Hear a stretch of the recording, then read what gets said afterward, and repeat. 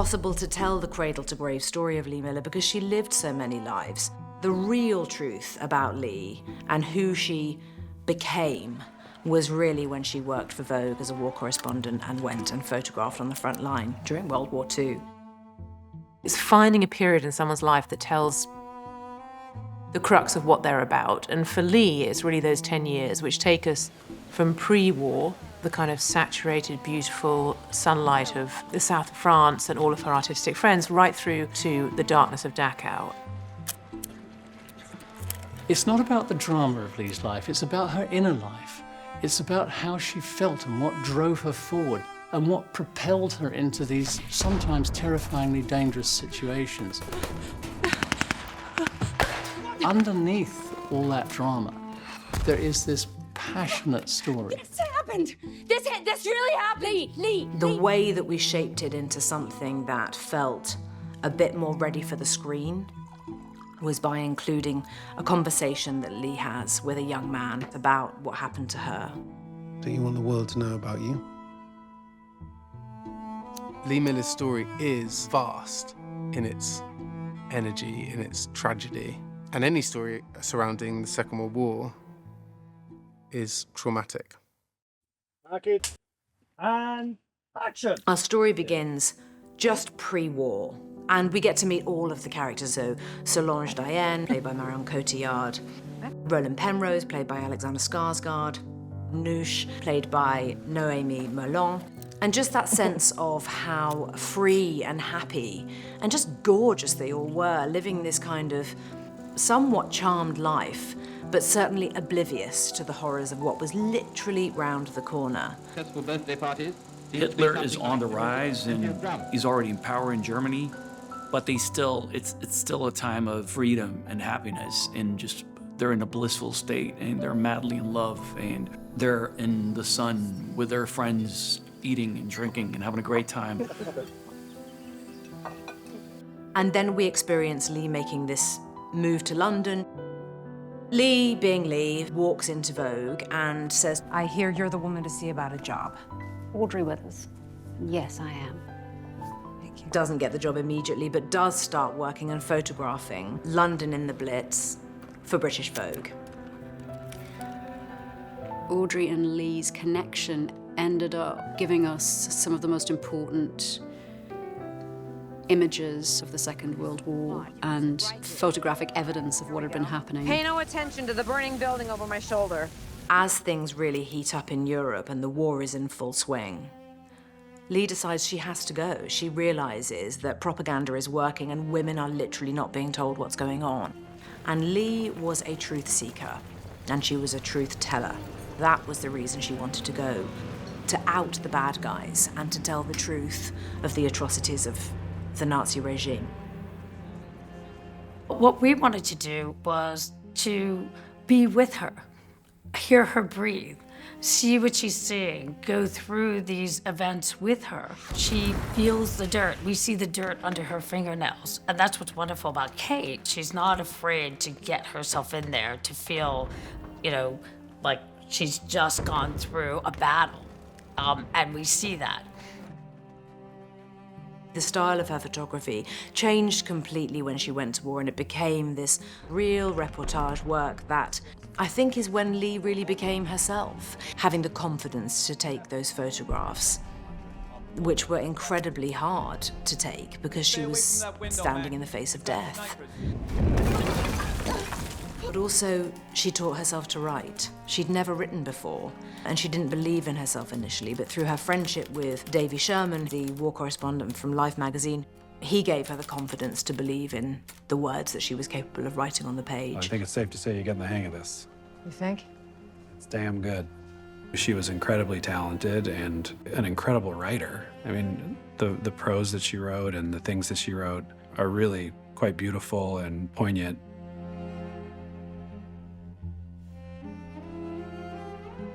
Lee returns to Paris to find her friends and find what's happened to them during the war. And she goes to the Iron Mansion where Solange had lived with Jean. And Lee will be the witness of what happened to her group of friends and what happened to Solange, she had no idea. Excusez-moi, madame, je cherche quelqu'un qui habite ici. All those people who were full of life, they didn't expect to face horror like that. Please come with me. I promise I'll take care of you. Don't make promises you can't keep. It was deeply emotional. And when it became clear what our structure was, only then did we go in search of the images that Lee had taken that would fit those moments. And there's a very, very famous image of the Burgermeister's daughter taken by Lee Miller, where this young 15-year-old girl who looks like a Dresden doll, this Nazi child, has been forced to take her own life by her father. It's just the most devastating image. All of Lee's images are exceptional because they are so close. So for example, there's an image that Lee has taken at Dachau. Lee has jumped up into a train full of corpses, stood amongst them, and photographed the faces of the guards looking in. The horror at what had really happened and how people didn't know. That's what Lee did. So you really see people seeing the truth. We go to Dachau and we're with Lee as she experiences it. And go.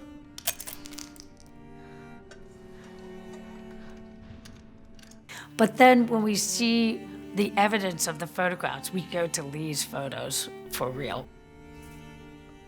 You see how shocking it was in that camp of what she witnessed. We knew that this is the darkest moment in our script, and that's why we decided to desaturate the colors in these sequences and make them as stark, dark, and monochromatic as we could. That was the key to achieve the look of Dachau.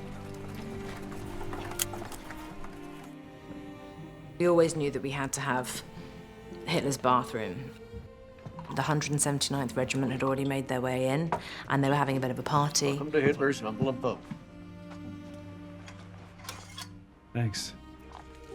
We absolutely recreate the image, everything down to the dirt of Dachau on the bath mat with Lee's boots right there. Taking a photograph of her in the bathtub really is where the whole trip through the heart of darkness of Germany comes to an apex.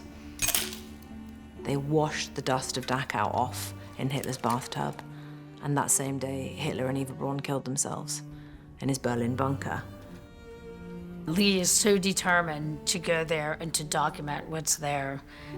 And we come to realize that the fact that Davy is Jewish and the fact that this has a different impact on him, and how Lee comes to realize what that ultimately means for Davy and how she comforts him.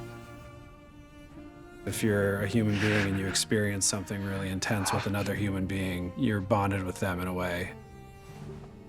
The things they went through together were things that neither of them would ever forget.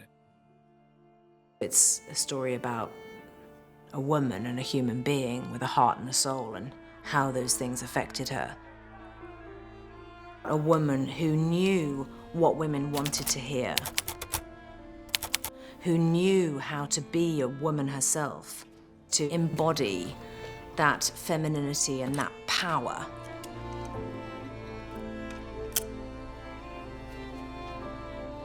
She was just irresistibly true to herself, and there's something unbelievably powerful about that.